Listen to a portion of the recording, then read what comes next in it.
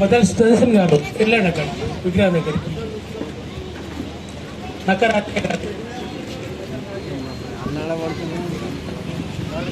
పొండండి అక్కడికి వండి.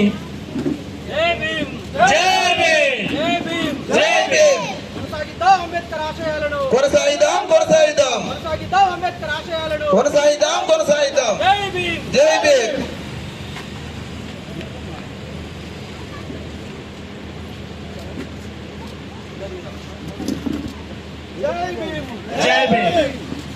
వారికి పేరు పేరున జై భీమ్లు. నిజంగా జై భీమ్, అందరికీ జై భీమ్. జై భీమ్. భారతదేశానికి కాన్స్టిట్యూషన్ అంటే రాజ్యాంగం పరిచయమై 75 ఏళ్ళు అవుతుంది. నాకైతే పరిచయమై 30 ఏళ్ళే అవుతుంది. రాజ్యాంగం పరిచయం 30 ఏళ్ళ కింద నేను అంటే పాఠశాల విద్య నుంచి జిల్లా పరిషత్ స్కూల్కి పోతున్నా. అప్పుడు నాకు రాజ్యాంగం తెలియదు. మా ఊర్లో 2 పార్టీలు పనిచేసేటి. ఒక పార్టీ పేరు ఆర్ఎస్, ఒక పార్టీ పేరు పీడిఎస్. పొట్టు కొట్టుకుంటారు. ఎందుకు కొట్టుకుంటారో వాళ్ళకి తెలియదు. చిన్న నేను 94లో చెప్తాను వచ్చేది. 94 నా 10th 99. ఈ 4 ఏళ్ళు బాగా అబ్జర్వ్ చేసినాం. అప్పుడు నిజంగా మాకు అంబేద్కర్ లేడు, మాకు రాజ్యాంగం లేదు. మా ఇంటి ముందర నడుస్తాయి ఆర్ఎస్ వాళ్ళు పీడిఎస్ వాళ్ళు కొట్టుకుంటున్నారు. అరే వీళ్ళు వాళ్ళని ఎందుకు కొడుతున్నారు, వాళ్ళు వీళ్ళని ఎందుకు కొడుతున్నారు తెలియదు. ఏమన్నా సమానత్వం పోరాటం ఇది అంటారు. సమసమాజ నిర్మాణం కోసం ఆరాటం అంటారు. సమసమాజ నిర్మాణం కోసం ఆరాటపడేది ఉంటే చంపుకోవడం ఎందుకు, అది నాకు అర్థం కాదు. అప్పుడు ఎప్పుడు పెట్టారు మా దగ్గర 99లో అంబేద్కర్ విగ్రహాన్ని చెప్పాలా పెట్టింది. 99లో అంబేద్కర్ విగ్రహం పెట్టినప్పుడు దానికి పెద్ద కొట్లాట అవుతుందట. అంబేద్కర్ పెట్టొద్దని ఒకరు, పెట్టాలని ఒకరు. రాజ్యాంగం తెలియదని పార్టీలుగా విభజించబడి తుపాకులు పట్టుకొని కొట్టుకుంటున్న సందర్భం కేంచి మహనీయుడి విగ్రహం ఏర్పాటు అవుతుంటే కూడా నాడు కొట్లాడనే, నేడు కొట్లాడనే, ఎప్పటికి కొట్లాడనే. అరే చదువు తెలియనప్పుడు, రాజ్యాంగం తెలియనప్పుడు తుపాకులు పట్టుకొని కొట్టుకున్నాం. రాజ్యాంగం తెలిసి జ్ఞానం వచ్చిన తర్వాత కూడా ఇయాల్టి కూడా విగ్రహాల కాడ కొట్లాట నడుస్తుంది అంటే ఎవరు మారిరీడా? ఎవరు మారిరీడా? ఎవరు మారలే. కుల మతాల పేర్ల మీద, మతాల పేర్ల మీద దినాన్ని అనుకొని చచ్చిపోవడం తప్ప ఎవరు రాజ్యాంగాన్ని పాటించాడు. ఇవాళ వచ్చింది దినం జరుపుకుంటున్నాం మంచి రోజు అని. ఇది యాద్ చేసుకోవడానికి సంవత్సరం ఒకరోజు వస్తుంది. మంచిగా దండాలు వేస్తున్నాం, దండాలు పెడుతున్నాం, అలాయి బలాయి తీసుకుంటున్నాం, ఇంటికి పోతున్నాం. మనము నిజంగా రాజ్యాంగాన్ని అమలు పరుచుకుంటున్నామా? మన వ్యక్తిత్వానికి మనం అవలంబించుకుంటున్నామా? సమత్వంగా మనం చూసుకుంటున్నామా? ఒక మనిషి వస్తే ఇంకో మనిషి ప్రియారిటీ ఎందుకు ఎక్కువిస్తున్నాడు, ఇతర మనం బానిసలవుతున్నాం అన్నటువంటి సోయి మనకు లేనప్పుడు నిజంగా రాజ్యాంగం యొక్క ఆలోచన మనం అమలు పరుస్తున్నట్టు అవుతుందా? మనకు మనం మారినప్పుడు ఈ రాజ్యాంగం గొప్పతనం కోసం, అంబేద్కర్ గొప్పతనం కోసం మాట్లాడే అర్హత మనకున్నదా? నిజంగా రాజ్యాంగం కోసం, అంబేద్కర్ గారి కోసం గొప్పగా మాట్లాడాలనుకున్నప్పుడు మీ వ్యక్తిత్వం ఎట్లున్నదని మనం ఆలోచించుకోవాలి కదా. మన వ్యక్తిత్వం మనకు చక్కగా లేదు. తక్కువ దగ్గర ముచ్చంగా పనికి పోతున్నాం. నిజంగా అవుతుందా? అవుతుందా? అయితే ఎట్లయితుంది? ఇయాటికి కూడా హనుమాన్ల గుళ్ళకో ఇంకో గుడికో నిజంగా సమానంగా వెళ్తున్నామా? రాజ్యాంగం తెలిసింది కదా, చదువుకున్నాం కదా, జ్ఞానం వచ్చింది కదా, మరి ఇలా పోలికి కూడా ఎందుకు కాలంగా ముందు అవుతున్నాయి? వస్తామంటే రావద్దని ఎవరు ఆపుతున్నారు? ఇంకా ఇయాటికి కూడా ఆపేటవారు మనమేనా? మనోరప్పుడు సమానంగా ఎందుకు చూస్తున్నాడు వారు? ఆ సమానంగా చూడడానికి మన యువజన సంఘాలు ఏం చేస్తున్నాయి?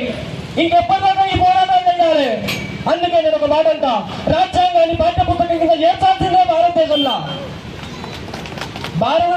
రాజ్యాంగాన్ని పాఠ్యపుస్తకం కిందకి ఇస్తేనే చిన్నప్పటి నుంచి హక్కులు తెలవబడతాయి. బాలలకే హక్కులు ఉంటాయి, యువకులకే హక్కులు ఉంటాయి, యవనస్తులకు వృద్ధులకే హక్కులు ఉంటాయి. ఏ హక్కుతో ఎవరు ఏం మాట్లాడొస్తుంది, ఎవరు ఎక్కడ క్వశ్చన్ చేస్తున్నటువంటి అవగాహన పూర్తిగా నేర్చుకున్నప్పుడే కదా అది నిజమైనటువంటి బాబాసాహెబ్ వాళ్ళు అనిపించినట్టు. ఆయన అన్నారు కదా, ఇప్పటిదాకా చెప్తున్నారు ఓన్లీ మహిళల కోసమే ఆయన రాజీనామా చేసి ఆపేటవారు మనమేనా? మనోరప్పుడు సమానంగా ఎదురు చూస్తున్నాడు వారు. ఆ సమానంగా చూడడానికి మన యువజన సంఘాలు ఏం చేస్తున్నాయి? ఇంకెప్పటిదాకా ఈ పోరాటాలు చేయాలి. అందుకే నేను ఒక మాట అంట, రాజ్యాంగాన్ని పాఠ్యపుస్తకం కింద చేర్చాల్సిందే భారతదేశంలో. రాజ్యాంగాన్ని పాఠ్యపుస్తకం కిందకి ఇస్తేనే చిన్నప్పటి నుంచి హక్కులు తెలవబడతాయి. బాలలకే హక్కులు ఉంటాయి, యువకులకే హక్కులు ఉంటాయి, యవనస్తులకు వృద్ధులకే హక్కులు ఉంటాయి. ఏ హక్కుతో ఎవరు ఏం మాట్లాడొస్తుంది, ఎవరు ఎక్కడ క్వశ్చన్ చేస్తున్నటువంటి అవగాహన పూర్తిగా నేర్చుకున్నప్పుడే కదా అది నిజమైనటువంటి బాబాసాహెబ్ వాళ్ళు అనిపించినట్టు. ఆయన అన్నారు కదా, ఇప్పటిదాకా చెప్తున్నారు ఓన్లీ మహిళల కోసమే ఆయన రాజీనామా చేసింది. కాదు, బీసీల కోసం కూడా చేసింది కదా.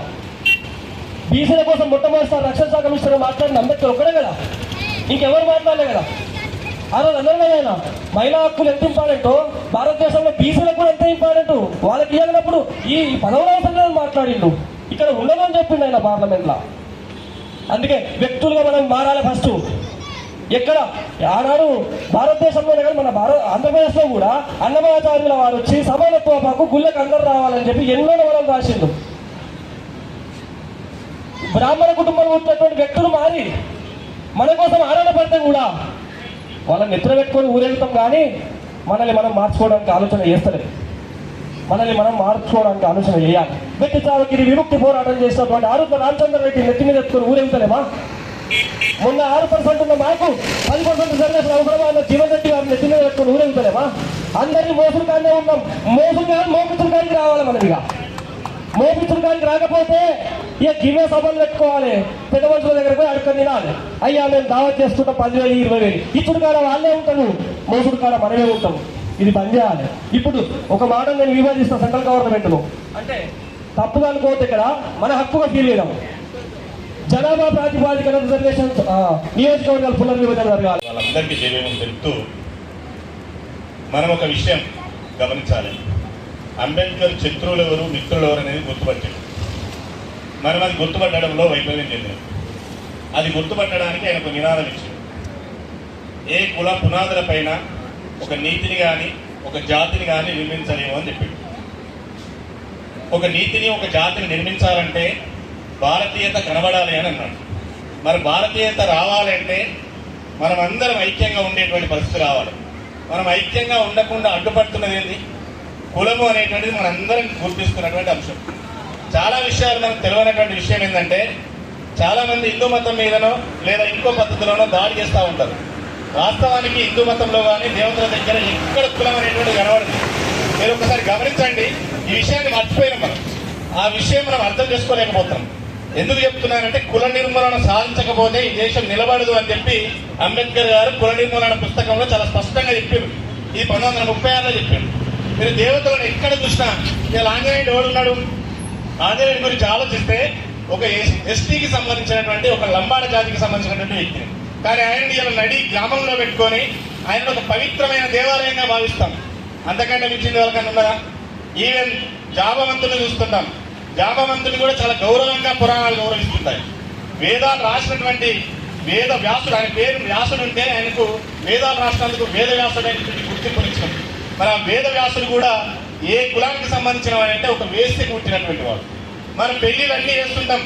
ఎవరు పెళ్లి చేసినా కూడా పెళ్లి అయిన తర్వాత భార్య భర్తలు ఏ విధంగా ఉండాలి అంటే, ఒక మహిళ అరుంధతి లాగా ఉండాలని చెప్పి అరుంధతి నక్షత్రాన్ని చూపించేటువంటి ప్రయత్నం చేస్తాం. కానీ అరుంధతి అనేటువంటిది ఒక మాదిగ కులానికి సంబంధించినటువంటి ఒక మహిళ. మీరు చూడండి, రాముడిని చాలా మంది నిందిస్తుంటారు. చరిత్ర తర్వాత కూడా నిందిస్తుంటాం మనం. రాముడు సామ్రాజ్య కాంక్షనే ఉండింటే అరణ్యవాసం అయ్యేవాడా? అరణ్యవాసం అయ్యేవాడు కాదు. అలాగే తాను సుగ్రీవునికి సహాయం చేయాల్సి వచ్చినప్పుడు తన సామ్రాజ్యాన్ని కబలించగలిగేటువంటి పరిస్థితి ఉండే అవకాశం ఉందా లేదా? తన సామ్రాజ్యాన్ని కబలించినటువంటి పరిస్థితి చేసిందా? సామ్రాజ్యాన్ని కబలించలే. అలాగే లంకకు పోయి రావణాసురుడిని ఓడించిన తర్వాత ఆ రాజ్యాన్ని కూడా కబలించే అవకాశం ఉండే. ఆ రాజ్యం ఎక్కడైనా కబలించిందా? ఆ రాజ్యాన్ని కబలించకుండా అక్కడ విభీషణుని కప్పచెప్పిండు, ఇక్కడ సుగ్రీవుని కప్పచెప్పిండు. ఎక్కడ న్యాయం జరగాలని అక్కడ జరిగింది.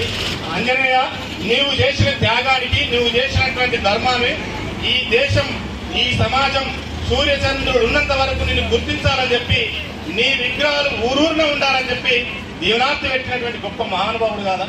ఇలాంటి మంచి లక్షణాలు కూడా హిందూ మతంలో ఉన్నాయి.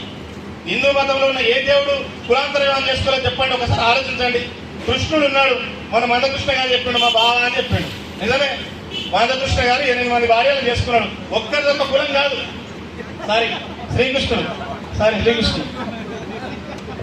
శ్రీకృష్ణుడు అంటే 8 మంది భార్యలు చేసుకున్నాడు. 8 మంది భార్యలు చేసుకున్నప్పుడు వాళ్ళు ఒక్కరు ఒక కులానికి సంబంధించినటువంటి వాళ్ళు కాదు. ఇదే విధంగా మనం మొత్తం గమనిస్తా ఉంటే, శివుడు ఉన్నాడు. శివుడికి సంబంధించినటువంటి వాడు 2 భార్యలు. ఆయనేమో జంగమైన ఆయన చేసుకున్నటువంటి పార్వతి ఏమో క్షత్రియ వంశానికి సంబంధించింది. ఇంకొక ఆమెనేమో గంగాదేవి అంటుంటాం, ఆమె బెస్త కులానికి సంబంధించినటువంటిది. ఒక పక్కన మల్లన కనబడుతుంటాడు. మల్లన్న అంటే ఆయన ఒక ఆమెను బాపనామని చేసుకున్నాడు, ఒక ఆమె రెడ్డి ఆమెను చేసుకున్నాడు, ఒక ఆమెను గొల్లామని చేసుకున్నాడు, ఒక ఆమెను బలిజామని చేసుకున్నాడు. ఇట్లా మీరు దేవతలను మొత్తం పరిశీలించి చూడండి, ఎక్కడ కులం కనబడుతుందా? ఈ కులాన్ని సృష్టించినటువంటి ఏకైక అంశం బ్రాహ్మణిజం. ఇది మనం శత్రుత్వంగా గుర్తించాలి. బాపనోళ్ళంతా శత్రువులు కాదు, బాపనోళ్ళంతా కూడా బాపనోళ్ళ దాంట్లో కూడా మంచి వాళ్ళు ఉన్నారు. ఇదే దళితుల కోసం, ఇదే అణగారిన వర్గాల కోసం పనిచేసి జైళ్లలో మగ్గుతున్నటువంటి వాళ్ళలో వరవరరావు లేడా? ఇదే విధంగా ఈ రోజు దళితుల పక్షాన్ని నిలబడి మాట్లాడుతున్న అరగోపాల్ లేడా? బాపనోళ్ళ దాంట్లో కూడా మంచి వాళ్ళు ఉన్నారు, బాపనోళ్ళ దాంట్లో శబ్దాలు ఉన్నారు. పర్సెంటేజ్ ఎక్కువ ఉండొచ్చు. ఎవరిలో అహంకారం ఉంటుందో, ఎవరిలో ఆధిపత్య భావాజాలం ఉంటుందో వాడు అగ్రకులం. కానీ పుట్టుకతోనే కులం నిర్ణయించొద్దని అంబేద్కర్ చెప్తే పలానా కులంలో పుట్టిన వాడు పలానా కులం వాడేది మనం ఉద్దేశంగా మనం ఎట్లా ఐక్యమైందని చెప్పండి, ఎట్లా సాధ్యమైందని చెప్పండి? ప్రభుత్వాలు ఏది చెప్తే అది మనం తలుపుకుంటూ పోతా ఉన్నాం. మరి నీతి నిజాయితీ అనేటువంటిది ఈ దేశంలో నిలబడాలంటే కుల నిర్మూలన జరగాలి కదా. ఆ దిశగా మనం ఏమైనా ప్రయత్నాలు చేసినామా? కులాంతర వివాహాల వైపు, కులాంతర పరమైన వివాహాలు జరగాలని చెప్పి ఈ దేశంలో జరగాలని చెప్పి ప్రభుత్వాల మీద ఎప్పుడైనా ఒత్తిడి తీసుకొచ్చే ప్రయత్నాలు చేసినామా? కులాంతర వివాహాలు జరిగినటువంటి వాళ్ళకు సపోర్ట్ గా మనం ఎప్పుడన్నా పూర్తి స్థాయిలో ఉన్నామా? మనం కూడా ఆత్మపరిశీలన చేసుకోవాలి. దళితులుగా కూడా మనం ఆత్మపరిశీలన చేసుకోవాలి. మారడం మాదిగలు కలవడానికి, మాదిగలు మాదిగలు కలవడానికి, సింధువులు దగ్గరలు మనతో కలవడానికి కూడా మనం అభ్యంతరాలు చెప్తా ఉన్నాం. ఇక మనం మిగతా వాళ్ళని కామెంట్ చేసేటువంటి అక్కెక్కండి.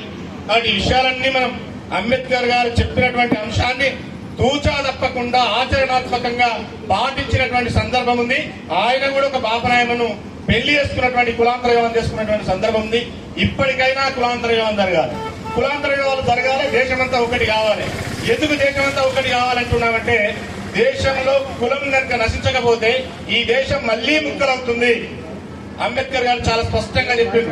ఏం చెప్పిండు? రెండు వర్గాల మధ్య యుద్ధం కనుక సంభవిస్తే అది గెలుపోవటంలోకి దారితీస్తుంది. రెండు వర్గాల మధ్య యుద్ధం సంభవిస్తే ఆ వర్గ వినాశనానికి, ఆ దేశ వినాశనానికి దారితీస్తుంది. కానీ రెండు దేశాల మధ్య యుద్ధం సంభవిస్తే ఆ గెలిపోవటంలోకి దారితీస్తున్నారు. మరి మన దేశం నాశనం కాకుండా ఉండాలంటే కులము నిర్మూలన జరగాలి. కుల నిర్మూలన జరగాలంటే రెండు పనులు జరగాలి నా దృష్టిలో. ఒకటి, ప్రభుత్వం ఇలా రేపు కళ్యాణ లక్ష్యం అనేటువంటిది ఇస్తుంది. కళ్యాణ లక్ష్యం లాంటి ప్రోగ్రామే కులాంతర వివాహం చేసుకున్నవానికి ఉపాధి కల్పించే బాధ్యత మేము తీసుకుంటామని ఏ పార్టీ అయినా ముందుకొచ్చి చెప్పిందంటే అది అంబేద్కర్ భావాజాలాన్ని పాటిస్తున్న పార్టీగా, అంబేద్కర్ యొక్క ఆలోచన విధానాన్ని ముందుకు తీసుకుపోతున్న పార్టీగా మనం భావించాల్సి ఉంటుంది. ఆ పని చేయాలని పార్టీల మీద పెట్టాలి. రెండోది, కులాంతర వివాహాలకు సంబంధించినటువంటి ముందడుగు అడగాలంటే ఒకటే విద్య ఉండాలి, ఒకే రకమైనటువంటి ఎడ్యుకేషన్ ఉండాలి, ఒకే స్కూల్ ఉండాలి. కులాల పేర్ల మీద, మతాల పేర్ల మీద ఇలా ఎడ్యుకేషన్ సంబంధించినటువంటి స్కూళ్లు, కాలేజీలు ఉన్న తర్వాత వారికి ఆ రకమైనటువంటి ఆ కుల భావజాలము, ఆ మత భావజాలం రాకపోతే జాతీయ భావజాలం ఎట్లొస్తుంది అని మనం ఆత్మపరిశీలన చేసుకోవాలి. ఇలా తుమ్మ చెట్టు పెట్టి మామిడికాయ రమ్మంటే రాదు, తుమ్మ చెట్టు పెడితే తుమ్మ ఇత్తనమే వస్తుంది.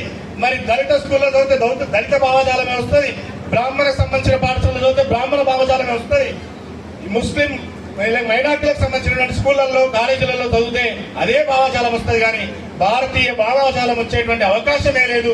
ఆ భారతీయ భావజాలం రావాలంటే కులరహితమైనటువంటి సమాజాన్ని ఏర్పాటు చేయగలిగేటువంటి ఒకే ఒక విద్య, ఒకే రకమైనటువంటి విద్య తప్పనిసరిగా ఈ దేశంలో అమలు కావాల్సినటువంటి అవసరం ఉంది. ఎవరైనా సరే సామాన్యమైన వ్యక్తి నుంచి దేశంలో అత్యున్నతమైనటువంటి పదవులను అలంకరించేటువంటి వ్యక్తులందరూ కూడా అదే స్కూల్లో చదివిన నాడు సమాజ స్థాపన జరిగేటువంటి అవకాశం ఉంటుంది. కాబట్టి ఆ విధంగా కుల నిర్మూలన సాధ్యమవుతుంది. ఇంకొక రెండు విషయాలు మీకు చెప్పి గుర్తు చేస్తున్నాను. అంబేద్కర్ ను కేవలం కుల నిర్మూలనకు సంబంధించిన విషయమే కాదు, ఇలా మనం తెలంగాణ రాష్ట్రం అనుభవిస్తున్నామంటే అంబేద్కర్ చెప్పినటువంటి క్లారిఫికేషన్ ప్రకారంగానే ఇలా తెలంగాణ రాష్ట్రాన్ని మనం అనుభవిస్తున్నాం. ఆర్టికల్ 3 పెట్టినప్పుడు చాలా మంది మాట్లాడినటువంటి మాట ఏంటంటే మెజార్టీ నిర్ణయం జరగాలన్నారు. ఎక్కడ? రాష్ట్రంలో జరగాలన్నారు. కానీ అంబేద్కర్ చాలా క్లియర్ గా చెప్పింది ఏంటంటే ఒక రాష్ట్రంలో మెజార్టీ అభిప్రాయాల నిర్ణయం మేరకు రాష్ట్రం ఏర్పాటు చేయడం అనేది కనుక జరిగితే మైనార్టీగా ఉన్నటువంటి వాళ్ళ యొక్క రక్షణ, వాళ్ళకి హక్కులకు రక్షణ ఉండదు, ఆ రాష్ట్రం ఏర్పడే అవకాశం ఉండదని చెప్పి పార్లమెంటు చట్టం ద్వారానే రాష్ట్రాన్ని ఏర్పాటు చేయొచ్చు, రాష్ట్రాలను కలపచ్చని ఆర్టికల్ 3 పెట్టి ఇలా చాలా క్లియర్ గా చెప్పింది. ఇదే అంశమే కాకుండా ఈ దేశానికి శత్రువులు ఎక్కువ ఉన్నారు. ఈ దేశాన్ని శత్రువులు ఎక్కున్నారని చెప్పి 10 సంవత్సరాలకు ఒకసారి కరెన్సీని కూడా రద్దు చేయాలని చెప్పి చాలా స్పష్టమైనటువంటి ప్రతిపాదన చేసినటువంటి వ్యక్తి అంబేద్కర్ గారు. ఇలా చాలా విషయాలు ఒక్కొక్కటి చెప్పుకుంటా పోతే ఎందుకు చెప్తున్నారంటే ఈ దేశం ఒకప్పుడు అఖండ భారతదేశం అంటాం. అంటే అఖండ భారతదేశం అంటే దాదాపు 80 లక్షల చదరపు మైళ్ళ కిలోమీటర్ల విస్తీర్ణం ఉన్నటువంటి భారతదేశం 32 లక్షల చదరపు కిలోమీటర్లకు వచ్చింది. ఎందుకు వచ్చింది? కులం వల్ల మతం మార్పిడి జరిగింది. వీళ్ళకి ఇక్కడ గౌరవించలేదు, వీళ్ళని గుళ్ళల్లోకి రానియలేదు, వీళ్ళని సమానమైనటువంటి మనిషిగా చూడలేదు, మనిషిని మంచిగా గౌరవించలేదు. కాబట్టి గౌరవించేటువంటి పక్కదాంట్లోకి వెళ్ళిపోవడం వల్ల వాళ్ళ దేశాన్ని ముక్కలు చేసేటువంటి పరిస్థితి వచ్చింది. ఈ దేశాన్ని మరోసారి చీలిక రావద్దని చెప్పి ఈ దేశానికి నష్టం జరిగే ఏ పని చేయకూడదని చెప్పి ఆయన బౌద్ధాన్ని స్వీకరించిండు. ఆ బౌద్ధాన్ని స్వీకరించడంలో ఆయన మర్మం ఏదో మనం అర్థం చేసుకోలేకపోతున్నాం. అన్ని ఓపెన్ గా చెప్పలేనటువంటి పరిస్థితి ఉంది. ఇలాంటి అనేక విషయాలకు అంబేద్కర్ మన మార్గదర్శి, మనకు చాలా చక్కటి మనకు ఒక పరిశీలనకు పనికొచ్చేటువంటి వ్యక్తి. మరి ఒకనాడు అణగారిన వర్గాలకు ఉన్నటువంటి వ్యక్తి ఇలా భారతీయులకు ఒక ఆత్మీయ బంధువుగా ఆత్మ బంధువుగా నిలబడ్డాడంటే చాలా గొప్ప విషయం.